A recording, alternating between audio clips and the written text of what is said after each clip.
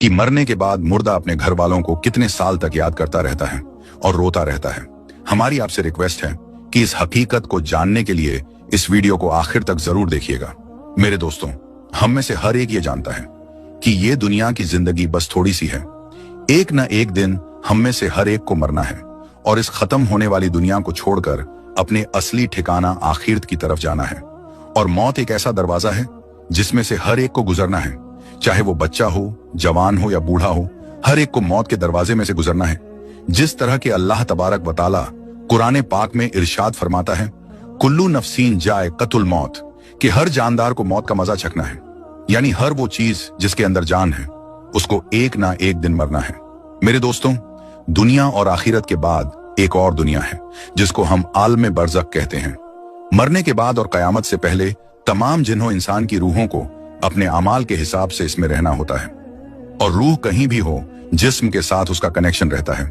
कब्र पर आने वालों को वो पहचानती है। और ये कहना कि फलां की रूह फलां के अंदर चली गई या इसने दोबारा जन्म लिया, ये अकीदा कुरान सुन्नत के खिलाफ है। हदीस शरीफ में आता है कि जब मुसलमान मरता है तो उसके रास्ते खोल दिए जाते हैं कि जहां चाहे वो चला जाए। और हजरत सईद बिन मुसैयब रदियल्लाहु ताला अन्हो से मरवी है कि हजरत सलमान फारसी अब्दुल्ला बिन सलाम रदियल्लाहु ताला अन्हो जब हम आपस में मिले तो एक दूसरे से कहा कि अगर हम तीनों में से पहले कोई इंतकाल करता है तो बताना कि मौत के बाद उसके साथ क्या मामला हुआ। कहा क्या जिंदे और मुर्दा भी मिलते हैं? तो फरमाया हाँ, मुसलमान की रूह जन्नत में होती है और वो अपनी मर्जी से जहां चाहे जा सकती है। मेरे दोस्तों, अब सवाल ये है कि क्या मरने के बाद मुर्दे अपने घर वालों को याद करते हैं? जब किसी इंसान का इंतकाल होता है तो मरने वाले शख्स को यह मालूम होता है कि हम इस दुनिया से इंतकाल होकर आलम बरज़ख में आ गए हैं और उसको ये सारी चीजें याद होती हैं कि हमारा घर है, मकान है, रिश्तेदार हैं और हमारे बहन भाई भी हैं और हमारी एक फैमिली है।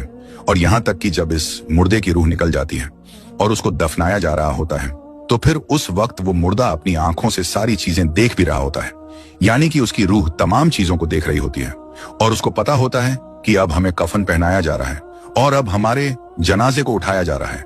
लिहाजा नेक बंदे के जनाजे को लोग उठाते हैं तो वो कहता है, ऐ लोगों, जल्दी मुझे लेकर कब्रिस्तान की तरफ चलो और बहुत जल्द मुझे मेरे असली ठिकाने यानी कब्र के अंदर पहुंचा दो।